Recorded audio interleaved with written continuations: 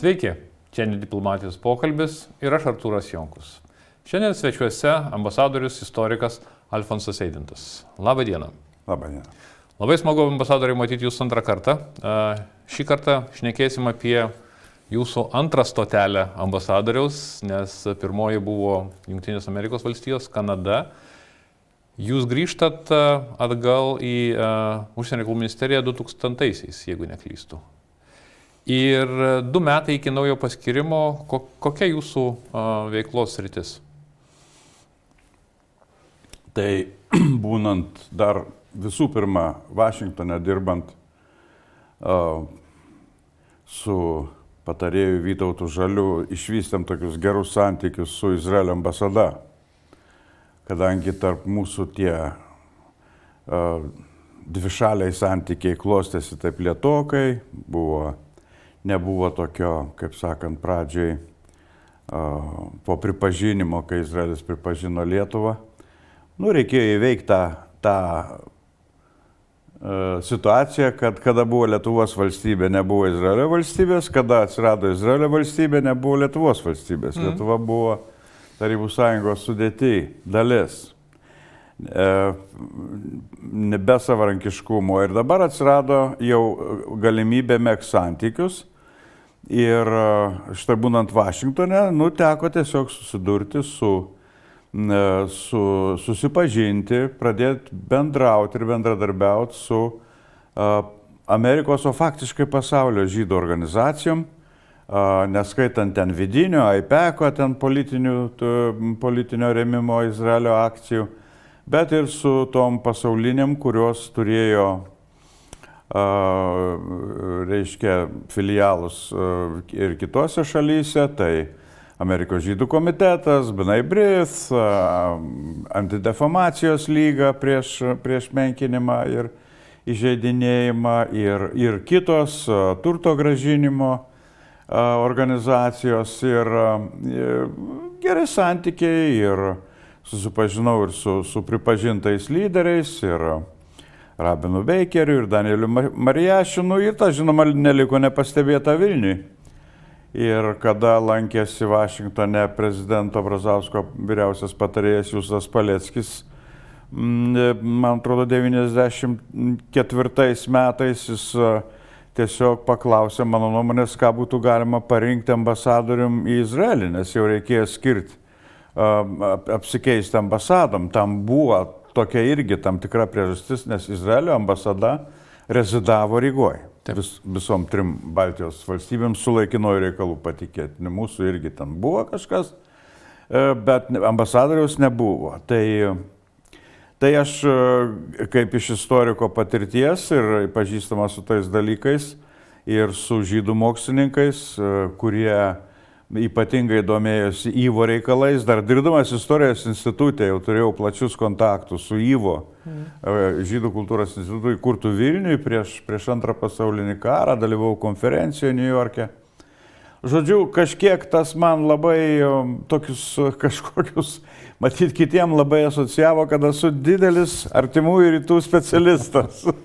Nors faktiškai tai buvo iš tikrųjų tik tai neblogas žinojimas palyginus su daugeliu Lietuvos žydų istorijos. Galų gale mūsų institute dirbo Solomonas Atamukas, daktaras, kurį tiesiog užvedžiau ant tos temos mestą socializmo kadrų rašymą, kuriam buvo užkrauta tokia tema ir jis parašė labai neblogą knygą Lietuvos žydų istorija. Tai nuo to prasidėjo ir su Izraelio ambasada padiskutavom keletą kartų, kaip reikėtų vystyti mūsų santykius. Čia dar Vašingtone. Vašingtone. Ir aš patariau Paleckiui Romualdą Misiūną paskirti istoriką, kuris turėjo visą šitos jautrumus, žinojo lietuvių ir žydų santykių ir kaltinimuose dėl holokausto lietuvių dalyvavimo, kas buvo tokia skaudi tema ir jinai yra svarbi, buvo ir yra svarbi ir netgi santykiuose su Izraeliu, o ypač su Amerikos žydų organizacijom. Žinoma, nereikia užmiršti, kad Vašingtonas ir Izraelis yra strateginiai partneriai ir Izraelį labiausiai iš vakarų šalių ir rėmė Jungtinės Amerikos valstijos visą laiką. Tai grįžus į Vilnių, kažkaip natūraliai mane paskyrė ir ambasadorium ypatingiam pavedimam, santykiams su pasaulio žydų organizacijom, tam tikrą prasme ir su Izraeliu, ir atėjo toks nauja tokia pareigybė, prie tos į tą pačią įeinanti.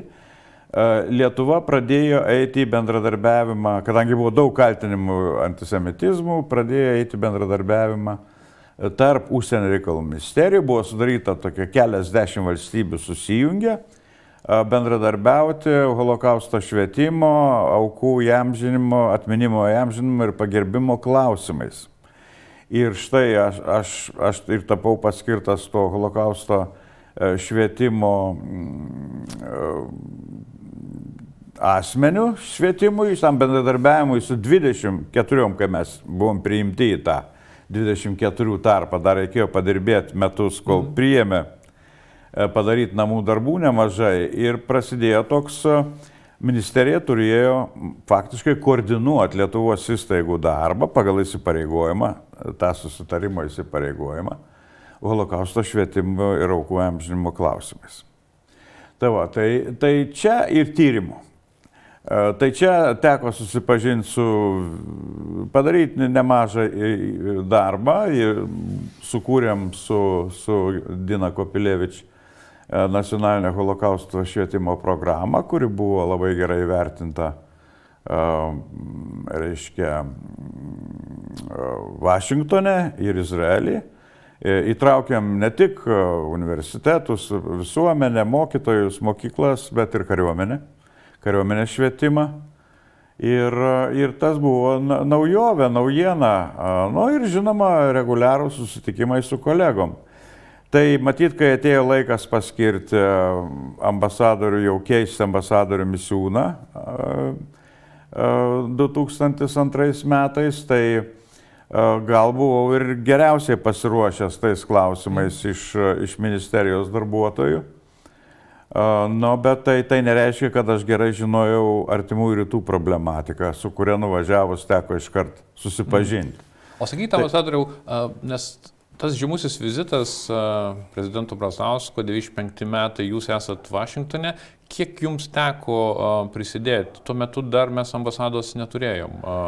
Pilnavertės neturėjom, bet žmonės dirbo ir vizitas, aš manau, buvo sėkmingas, nepaisant tokių įvairių atgarsių Lietuvoje, kad čia atsiprašė, bet tas atsiprašymas, lietuviai sako, atsiprašė už visus, kaip taip galima.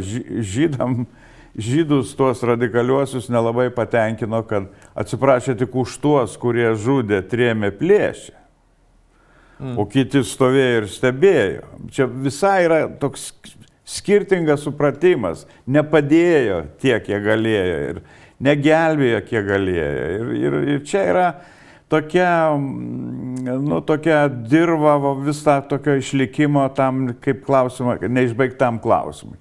Bet kaip tam bebūtų, tas prezidento Brazausko žingsnis link protestuotojų prieš jo vizitą, kad Lietuva yra ir toliau tęsia antisemitizmą, kad vykdoma dviejų genocidų teorija, žydų ir lietuvių, dvi teorijos ir prieš ką labai stojo žydų komunizmo, tos idėjos išlaikymas, Lietuvoje antisemitiniai pasisakymai spaudoje, komentaruose ir taip toliau. Tai Brazauskas paėmė tą protestuotoją, išlikusi gyvą per holokaustą, Jakovą Brošą ir pabučiavo spontaniškai ir tas pakliuvo į centrinius Izraelio laikraščius. Suprantat, yra dalykų, kurie nieko nepakeičia iš esmės, bet jie pakeičia atmosferą. Ir jau, kai ir ambasadą mes įsteigėm 96, prieš tai buvo vizitai, buvo Seimo pirmininko Landsbergio vizitas, aš kaip užsienio reikalų ministerijos atstovas dalyvau, labai geras vizitas, šiltas ir buvo daug tokių klausimų, kuriuos reikėjo spręsti, nori ar nenori. Tai visų pirma, torų klausimas, 200 torų Mažvydo bibliotekoje išgelbėtų, kurių niekas nenaudoja, kurie artefaktai, o tai yra žydų šventraščiai, taip sakant, knygos, kurios naudojamos maldai, ritualui. Tai reikėjo, daug tokių buvo klausimų, su kuriais dirbant irgi teko toliau vystyti šitą ministerijoje dirbant, vystyti santykius, susipažinti su vis daugiau žmonių. Tai Izraelyje tais klausimais, jau kai buvau paskirtas ir nuvykau, jau prezidento Adamkaus čia laikotarpis prasideda, tai bet premjeras buvo dar Brazauskas ir buvo tokia žydų didžiulė delegacija atvykus, tai Brazauskas jai pasakė, parodė į mane ranką, žiūrėkit, o sėdi čia naujas ambasadorius Izraelį. Geriausias Lietuvos ambasadorius jums siunčiamas. Įvertinkit. Kodėl geriausias? Tol, kad jis ką tik grįžo iš Vašingtono ir Kanados. Nu tai blogiausia, neskirsi Vašingtoną ir Kanadą. Nu tokią reklamą padarė, žodžiu. O nuvažiavus buvo nemažai problemų. Ne dėl Lietuvos ar mano kalties, ar dėl Izraelio, buvo intifada antroji. Taip, antroji intifada. Ir praktiškai jūs patekote visą tą pusantrų metų gyvenau gana tokioj, visų pirma, be šeimos.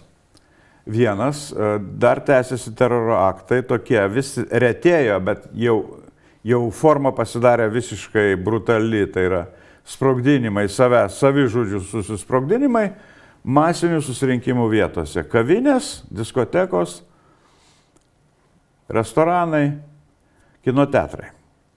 Ir jų dar vis būdavo. Tiesiog, ir žinoma, juos reikėjo sustabdyti.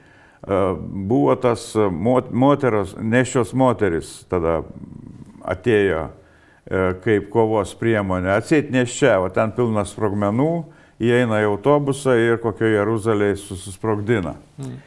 Tai buvo Arielio Šarono neva tai išprovokuota intifada, kada jis apsilankė prie Aleksos mečetės, pavaikščiojo, pasižiūrėjo ir palestiniečiai. Tai tuometinis premjeras. Jo, tuometinis premjeras ir su juo 4 metus taip ir teko.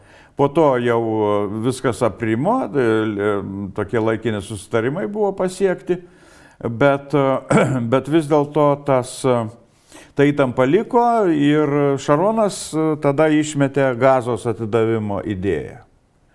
Tai ten buvo toks saldainis visiems, kad visi čiulpė ir nežinojo, ar saldu, ar kartu. Kodėl Šaronas tai padarė? Kame čia reikalas? Nesuprato nei arabai, nei palestiniečiai, nei žydai. Vertinimų buvo kokių tik nori. Ir juos kruopščiai rinkau ir siunčiau Vilnių, bet kas iš to? Nes tu nežinai, ar tai tikslu ar ne. Nu ką, atidavė Gazą. Visas žydų nausėdijas, gyvenvietės, namus, 15 metų senumo namai, moderniški, sodai sužydėję, sužaliavę, viskas palikta, išsprogdinta, nubuldozerinta, bet Gaza buvo atiduota palestiniečiam. Tai galbūt buvo tam tikras ir dėmesio atitraukimo momentas. Antra, gyvakarai stūmė į susitarimų pasirašymą. Juk pasirašius susitarimus, atsiminkim, buvo nužudytas Icakas Rabinas, premjeras, žydų ortodokso. Šimonas Peresas, jo bendražygis, su kuriuo teko nemažai pabendrauti, jis vėliau tik tai taps 13 metais Izraelio prezidentu ir viešės ir Lietuvoje.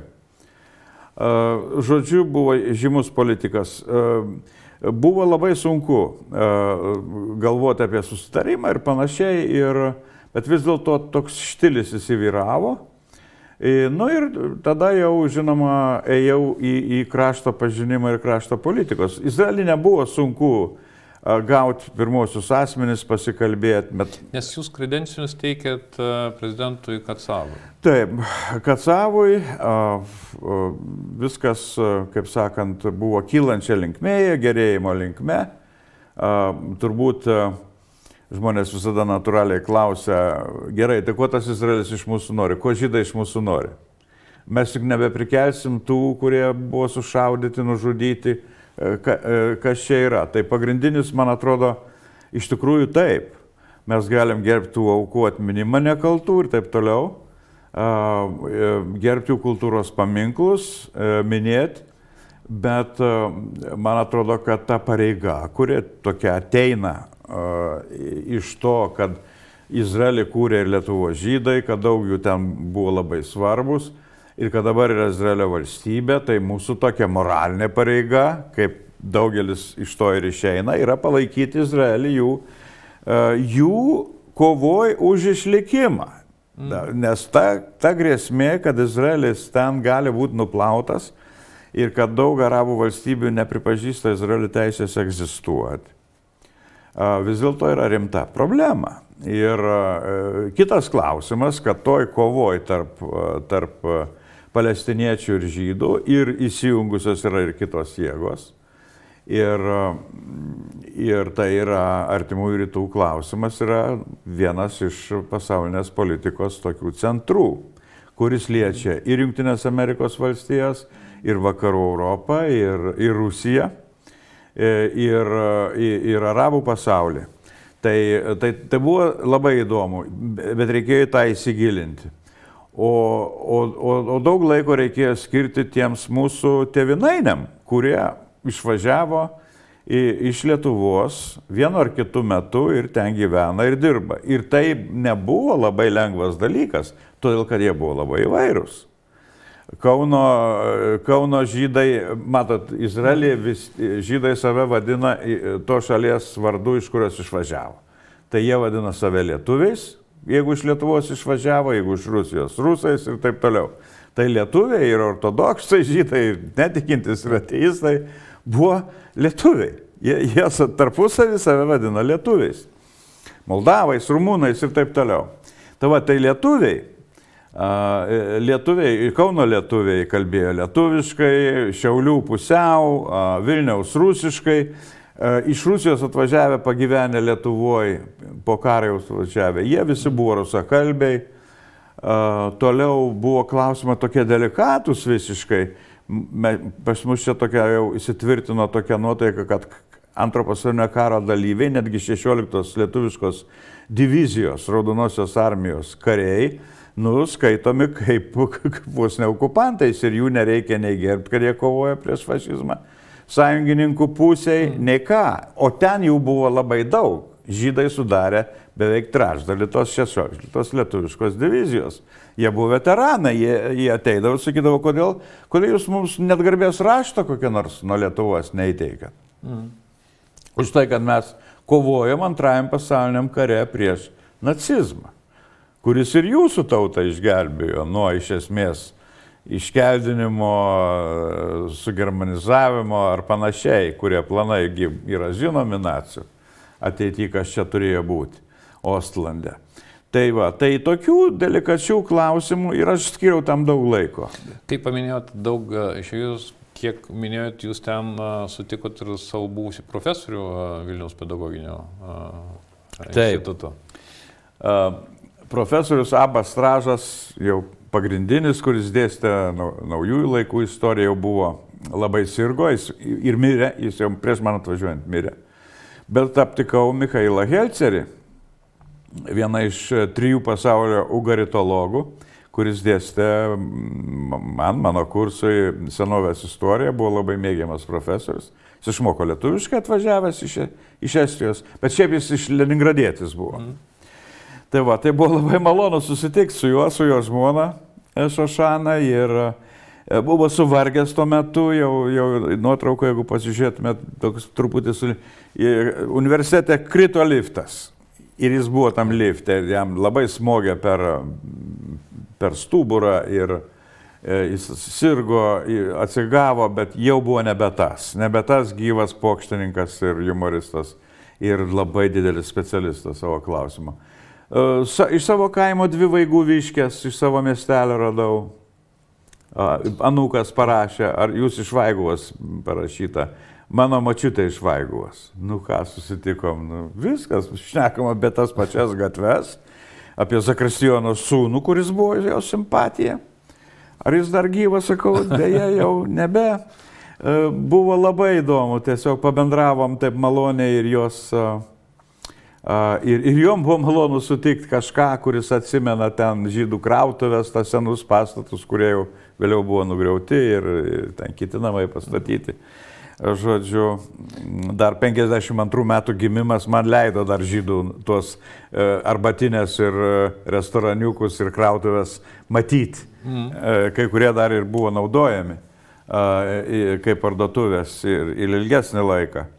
Tai va, tai net iš savo ir supranta tas, nu gerai, ten paimkim bet ką, ar Netanjahu, ar Jehudą Baraką, jų seneliai su šaknim Lietuvoje. Tai tas Izraelį yra beveik vieša, reiškia, tu tik pasinaudoji, susitikęs pašnekėti, ar norėtų atvažiuoti, ar ką irgi jau. Jūs minėjot, kad nebuvo sunku prie pirmųjų asmenų prieiti. Jo, jie buvo labai, kaip sakant, net neturint kažkokių didelių biznio planų, paprastai kas suartina ir kas įgalina. Tai ir vizitai. Kai tau reikia pasikalbėti ar su jų svarbiausiais patarėjais, ar jais pačiais, ar kada yra kokia nors problema, investicinis, didžiulis projektas ir panašiai, tai tada rodo dėmesį ir vyriausybė. Man didžiausia problema buvo, kad aš jau labai norėjau tą pasukti Izraelio verslą, kuris tampriausiam gijom susijęs su Amerika, ašgi grįžęs iš Amerikos, žinau, kaip viskas veikia. Ten kabeliai povandeniniai yra tiesiai ir iš Izraelio gali į Ameriką skambini per vieną. Ta prasme, kaip į Amerikos valstiją kokį nors. Tai jo, ir tas labai buvo svarbu. Aš jau nekalbu apie, sakykime, rusakalbės partijas, kurios tiesiog mus kviesdavo. Tų šalių, kurie ambasadoriai moka rusiškai, nebūtinai buvę Tarybų Sąjungos nariai, Respublikos buvę atstovai, kviesdavo į briefingus, kadangi tuos, kurie moka rusų kalbą, nes jie patys sunkiai kalbėdavo angliškai. Kneseto nariai, jiegi ten buvo televizija rusų kalba, radijas, Radio Reka. Nes man atrodo apie 30%, bent jau tuo metu. Daug maž 30%. Kurie buvo kalbantis. Jo, kalbantis, suprantantis rusiškai. Ir taip ir neišmokė gerai hebrajiškai, ar jeigu jau matai, kad žmogus nekalba angliškai, tai žinok, jis iš Tarybų Sąjungos. Jeigu izraelietis nekalba angliškai, tai jis yra iš Tarybų Sąjungos. Tada tai buvo, dabar gal jau pasikeitė. Ir tai va, su šitais ir ministrais, ir panašiai, matot, buvo problema, tas vėl grįžtų prie ekonomikos, kurią taip norėjau pajudinti. Mes neturėjom pasirašę dvigubo apmokestinimo išvengimo sutarties. Ir man būnant prasidėjo derybos. Bet kažkokie talentai sugalvojo, kad derėti su Izraeliu, kad būtų paprasčiau, reikia Izraelis ir visos 3 Baltijos valstybės vienoj komandai. Ir derimės dėl sutarties, dvigubo apmokestinimo išvengimo. 3 skirtingos sistemos teisinės, skiriasi kai kurie dalykai.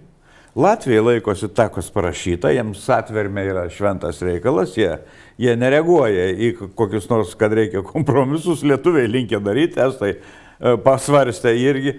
Tai susidūrė 3 tokie, jos labai užsitęsė. Ir aš stulbinančių ten proveržių, išskyrus galbūt pažintis, kurias pavyko sumegzti, tai kas mus labai domino.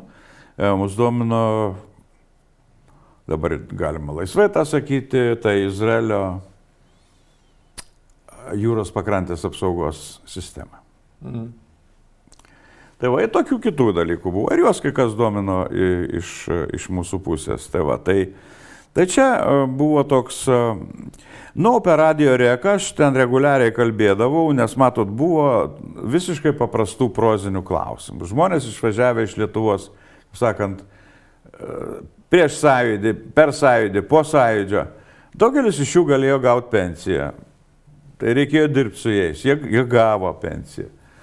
Jie buvo labai patenkinti, nedidelė, kokie ten beusidirbę buvo. Bet tas viskas veikia teigiamą linkme. Ir jau po to, kai Skaisgirytė važiavo mane pakeitusi, kai kiti važiavo, jau jie klojo kitus puslapius vertę. Nes, suprantat, tam, kai vertini, net kartais blaiviai vertini ambasadorių darbą, tai yra plytinė siena. Ir atrask tas plytas, kur Eidinto, kur Skaisgirytės, kur Misiūno, kuri čia. Tu statai santykių tinklą, santykių susieji viską, bet yra tavo toks indėlis, kiti padarys kitką, visko negali. Kartais dėl objektyvių priežasčių. Man sutrukdė gerokai. Tai apie metus tą intifadą, kur tikrai gyvenimas buvo apsilpęs. Įsivaizduojate, jeigu mūsų Izraelio spauda pradėjo kaltinti, kad mes nerengiam priėmimų. Čia sproginėja viešbučiai, sproginėja diskotekos, parduotuvės ir mes rengsim priėmimą. Apsaugos klausimas. Pradėjo rengti, pasimokė kelios ambasados, viskas organizavo, pakvietimus įsiuntė, turi ateiti žmonės, sprogimas, nieks niekur nevažiuoja iš namų, laukia galbūt dar sekantis bus ir panašiai. Tai tų priėmimų labai sumažėjo ir buvo tokių nepasitenkinimo balsų, bet kurį laiką teko. Ir žinoma, reikėjo įsigilinti tą valstybę, kaip jinai atsirado, kaip laimėjo sionistų šitą idėją. Ir tada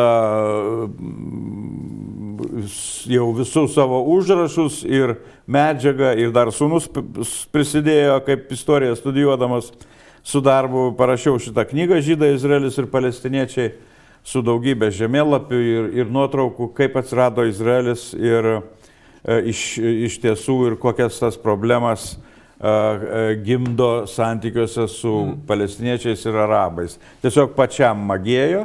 Ir ta diskusija Izraelio spaudoje ir literatūroje, kuri jau mesgėsi su, sakykime, ne su sionistų pakraipos, bet su kitų pakraipų politikais, kad galbūt sionistinis valstybės modelis, tokios demokratinės, bet kartu ir labai karinės valstybės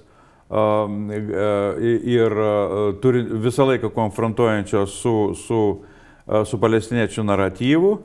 Ir galbūt reikėjo kitaip daryti. Tai tokia diskusija ten daugiau akademinė vyksta. Bet žinoma, kad Izraelis priverstas kol kas gintis. Ir įdomu, praėjo daug metų jau nuo to, kai dirbau Izraelį. Ir pagrindinis priekaištas liko Izraeliui ir kaip ir buvo, taip ir liko. Neadekvati reakcija į puolimą, į užpuolimą. Reiškia, Izraelis per stipriai kerta atgal. Tokie tada buvo tokie priekaištai. Dabar ir šiuo laiku yra, kadangi yra aukų daug, kadangi galima buvo be jų apsieiti galbūt ir panašiai. Bet čia jau yra tokia šiuolaikinės politikos dėsniai, jo labiau, kad Netanjahu vyriausybė laikosi labai radikalaus iš vis principo vertinime ir stengiasi priešą sunaikinti, netgi vykdydama, jau sakytume, Hamaso lyderių persekiojimą ir nužudymą. O sakykime, ambasadoriau, tuo metu, nepaisant antrosios intifados vykstančios per jūsų kadenciją, bet buvo pakankamai nemažas lietuvių srautas ir atvykstančių srautas į Izraelį.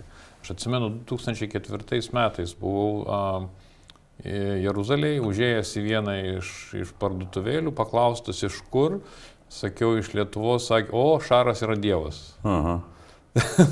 Nes tai yra būtent Šarūno Jackevičiaus laikotarpis žaidžiant už Tel Avivo Maccabi.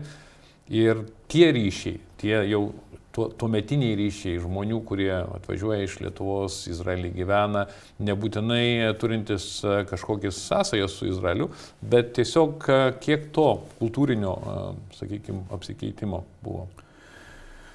Taip, kadangi buvo toks sudėtingas metas, tai vis dėlto nepaisant to, vis tiek ir tokių kultūrinių renginių, ir filmų parodydavom lietuviškų, atveždavom, būdavo labai didelis susidomėjimas, pareklamuodavom ir lietuviškus gaminius, kiek leisdavo galimybės jų atsiųsti, ar lietuviškus gėrimus, kadangi į parduotuvės tas vadinamas nekošernas parduotuvės, tai lietuviški alkoholiniai gėrimai buvo visą laiką pardavime. Ir žinoma, ir turėjom, ir padėjom tiem verslininkam, kurie savo produkciją vežė, nes jau kituose parduotuvėse tų nebūdavo lietuviškų produktų, ar mėsos produktų, ar panašiai, duonos, ir visko galėjai gauti Izraelį.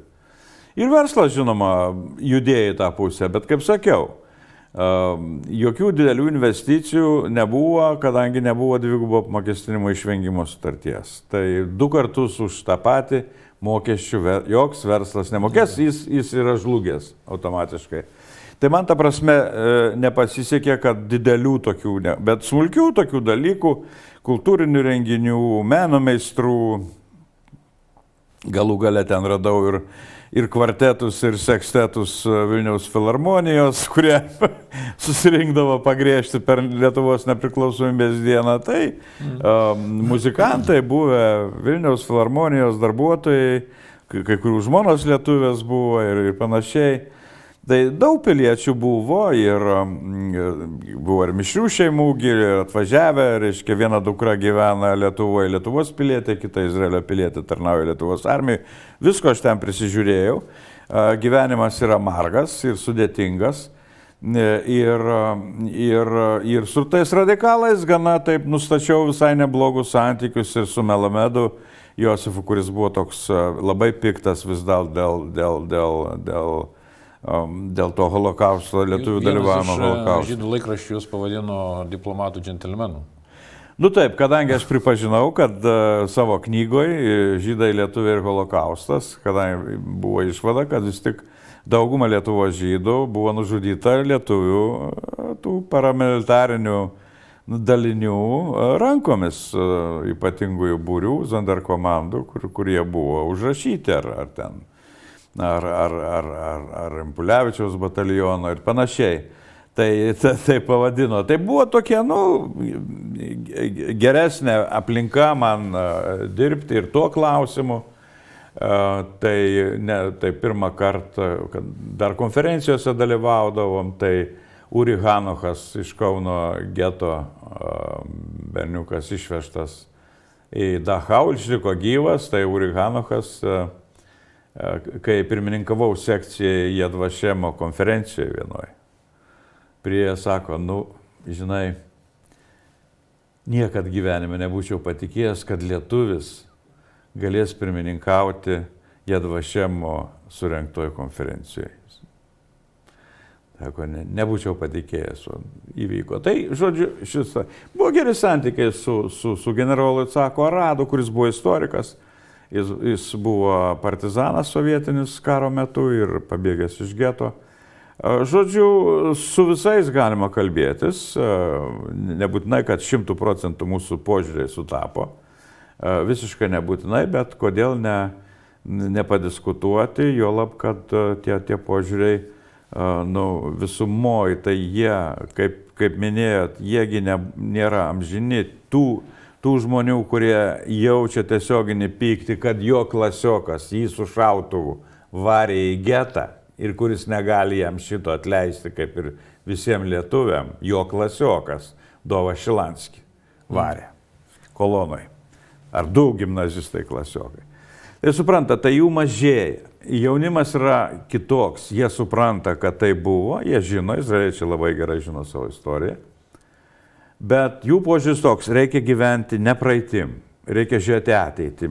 Šitie žmonės Lietuvoje, kaip jūs ir aš, mes nieko nekalti dėl to, kas įvyko, ta prasme, bet mūsų vaikai juo labiau. Tai reikia gyventi, reikia galvoti apie politiką, apie vienas kitų palaikymą.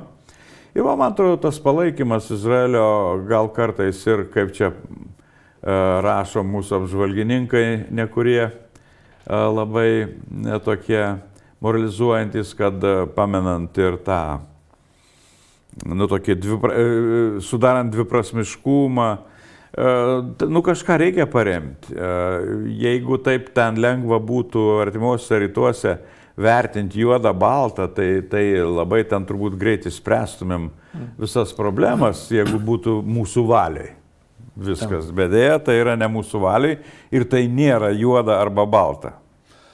Sakyti, ambasadoriau, negaliu nepaklausti šitam kontekste, nes jūs taip vaizdžiai paminėjot, kad kiekvienas ambasadorius deda savo plytą į mūrą, ar ne, ir tie santykiai su Izraeliu, su tarptautiniam žydų organizacijom irgi buvo atstatoma kaip tam tikras mūras, vėl atstatomas, dedant tas sugriuvusias, sugriautas plytas.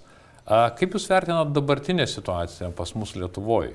Iš jūsų tos perspektyvos, diplomato perspektyvos, dirbusio ir daug dirbusio su žydų organizacijom, pačiam Izraelį. Kaip jūs vertinat dabartinę politinę koaliciją, kuri susidarė? Kiek jūsų galva bus žalos tiek santykiams, tiek bendrai Lietuvai tarptautiniam kontekste? Žala jau yra padaryta, daugiau vargu ar jau begalima ką priskaldyti. Apskritai, aš tai visiems politikam, kurie net nesusipažinę su holokausto istorija ir kas dėjos Lietuvoje 41 metais, ypač rudenį, masinės žydų žudynės Lietuvoje, reikia tą žinoti ir suprasti, turėti jautrumą. Šitie galiukai holokausto klausimų, mes turim būti jautrus dėl to, kad daug tautiečių prikiša nagus. Jeigu šito nebūtų, galbūt galim būtų ir juokauti. Bet mums neišeitų juokauti tuo, dėl to aš pasakysiu vieną pavyzdį. Kneseto pirmininko Rivlino vizitas. Rovino Rivlino vizitas į Lietuvą. Jis atvažiuoja iš Rygos, mes pasitinkam, jis visą delegaciją, ambasadorius aš tada buvau, pasitinkam, vežam į didelį miestą, vieną iš didžiulių miestų, ir meras iškilmingai pristato šitam Rivlinui su tokiu pasažu. Nežinau, kodėl jam to reikėjo. Prieš karą Panevėžy lietuvių buvo tik 70% nepilni. O va, jau dabar mes atlaikėme sovietų rusifikaciją ir dabar Panevėžy net 10% kitataučių nėra. Ir tada pamačiau, kaip pamėlo Rivlino veidą, sako, o kur tas 20% dingo? Papasakokit, kur dingo tie 20%. Jis turėjo galvoje sušaudytų žydus. Tu neturi, visiškai jis nejaučia, ką jis kalba, šitas mūsų meras. Ir jis lenda, kur jis neturi lyst. Prie ko čia tau tie procentai? Ar tu žinai savo miesto istoriją, merė? Ir sugadino visą vizitą. Rivlinas buvo pasiutęs. Jam nebepatiko viskas. Ir žydų muziejus jam nepatiko, ir Zingerį išbarė baisiausiai, kad čia nieko nedaroma ir panašiai. Tai va, kas yra paduškėlės pirštų? Sakykit, kodėl tų receptorių jautrumas yra toks nužemintas? Kas yra su mūsų, dabar jau net, sakyčiau, net ir tam tikram politiniam elite, nebėra to jautrumo. Kas yra nutikę? Mužikai. Mužikizmas, neišsilavinimas. Nes, suprantat, išsilavinęs žmogus niekada tokiais žodžiais ir panašiai nekalbės apie tą, kas buvo šitai pusiai tragedija. Ir mums tas buvo tragedija. Priimkim kaip bendrą galų gale. Beveik 200 000 žmonių, 200 masinių kapaviečių, apvažiuok nors porą, pasižiūrėk, kiek ten nužudyta, guli, įrodyta yra. Yra dokumentai išlikę, yra viskas, tai yra baisios žudynės. Ambasadoriau, čia nėra tas, būtent tas, žinot, vakarų civilizacijos požiūris į žmogaus gyvybę ir į tai? Iš dalies taip. Iš dalies taip, mes nenorim, mes per daug nesam jautrus. Žinoma, kadangi daug ir lietuvių žuvo, ir buvo deportuota, viskas tas yra. Bet jeigu nori saviškius gerbti, kad ir kitas aukas reikia gerbti. Ir nereikėtų svaidytis. Ir truputį, kaip sakant, diplomatiškiau. Juk nieko nereiškia pasakyti ir gerų žodžių prisiminti tas aukas, ar pagerbti, yra pagerbimo dienos. Lygtai viskas yra padaryta, bet va tokio jautrumo pritrūksta. Ir kada tu paskleidi tokią žinią ir panašiai, mes žinom tos įsireiškimus, reakcija yra labai jautri. Nereikia to stebėtis. O tada tas visas įdirbis, kur daug žmonių dirbo, aiškinantis tą problemą ir juk antisemitinė Lietuva nebūtų priimta ir į NATO. Viskas buvo daroma ir dėl to, kad mūsų sąjungininkai tikėtų, kad čia vakarietiško tipo kraštas. Ir juo labiau, kad tai dar labai asocijuoja ir su ta grėsme, kuri yra Izraeliui faktiškai vis tiek yra. Būtent tas konfliktas, jis grėsia ir Izraelio saugumui, Izraelio išlikimui. Tai mano galva, kad nepasiruošusiam nėra ko kalbėti tais klausimais, nebent norima, žinot, tokį, sakau, prastam lygį padaryti paprastą dalyką, kaip New York'e priėmime 2 jauni Amerikos žydai šalia manęs atsisėda, sako, tu žydas? Žydas. O, sako, aš irgi žydas. Davai, pavarom ant žydų. Jie gali, jie bus žydai, jie gali ir taip juokauti. Bet tu pavaryti ant žydų už ką? Kodėl tu turi varyti ant žydų? Ir dar tokiam neparinktais, kad esi mandras ar gudrus ir kad teisinės formulės tau atrodo nepažeistos, bet kiek žalos padaryta reikia matyti. Tai, Ambasadoriau, man sunku paskaičiuoti, sakykime, tas 30 su viršum metų darbas, kuris buvo ir diplomatinis daromas, kiek reikės laiko, kad tam tikrą žalą atstatyti? Sunku pasakyti čia. Suprantat, kai nueina gandelis toks, paskui kol tu atitaisai, kol jis pasimiršta, bet atitaisyti reikia vėl gerais darbais, kažkokiais pasiekimais, vėl mesti naujus resursus, tol kad tai labai kenkia šalies įvaizdžiui ir viskam. Mūsų gyvenimui kenkia ir morališkai, galų gale ir ekonomiškai, ir investicijų mažiau gali ateiti, viską kaip po Šustausko amžinatelis žinomų frazių, kad būčiau žydam batus valęs Kaune ir taip toliau. Tai vienas diplomatas iš ES man pasakė, Kaunas ilgai nesusilauks investicijų. Ir nesusilaukė. Ir buvo aptriušo iki galo.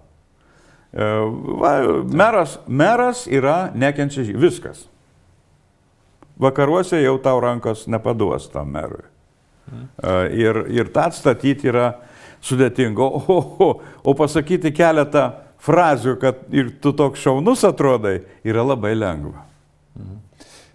Ambasadoriau, ačiū labai Jums už laiką. Iš tikrųjų, matyt, būtų galima dar šnekėti ne 1 valandą, nes tikrai Jūsų to ir patirties, ir išmanimo to krašto, tiek santykių su žydų organizacijom yra labai daug. Bet dėkoju Jums už šitą susitikimą, už jūsų pasakojimą, o mūsų žiūrovams sakome iki kitų susitikimų.